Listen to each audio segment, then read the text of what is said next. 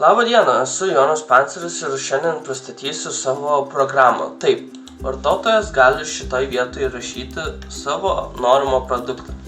Šiuo atveju įrašysiu elektrinis dviratis. Paspaudus sugeneruoti tikslinę auditoriją,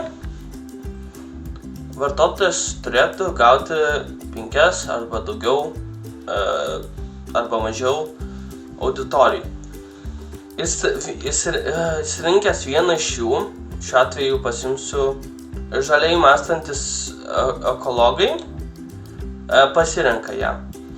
Vartotojas gali dar pasirinkti, kokio tikslo yra reklama, informacinė, įtikinamoji, primenančioji ir stiprinančioji. Tai pasirinksiu primenančioji. Išsirenka reklamos formą, gali būti tekstinė, nuotrauka arba vaizdas, vaizdo įrašas ir garsinė arba garsinis įrašas. Aš pasirinksiu vaizdo įrašą ir paspaudus sugeneruoti komunikacijos kanalus, programa sugeneruos mums YouTube kanalą ekologiškos gyvensenos įkvėpimui. Taip. Prieis prie reklamos strategijos, paspaudus reklamos strategiją, sukuriamas sakinys, kurį galima būtų panaudoti dirbtinio intelekto įrankyje. Paspaudus sugeneruoti reklamos turinį, programa sugeneruoja scenarijų reklamai. Ir tada vartotojas priėjęs prie rekomenduojami įrankiai gali pasirinkti, kas ateityje bus daugiau įrankius gali naudoti reklamai kurti.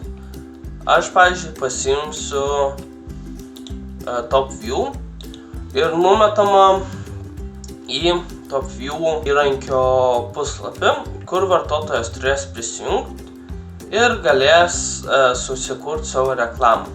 Jeigu vartotojui įdomu, ką daro kiekvienas įrankis, gali pasispausti antrą ranką ir čia bus sukelti dirbtinio intelekto įrankio įvairios funkcijos ir jų aprašymai. Tai vartotojas gali pasirinkti, ar nori naudoti šitą įrankį. Generavęs reklamą, vartotojas gali pasirinkti ir įkelti. Aš šiuo metu neturiu jokių vaizdo įrašų. Vartotojas gali čia įkelti įvairius failus, tarkim pasirinksiu šitą ir paspausiu kelt. Mano programa gauna šitą failą folderyje OpenAI server, uploads failą. O čia įkelta reklama, kaip matote. Ačiū už dėmesį.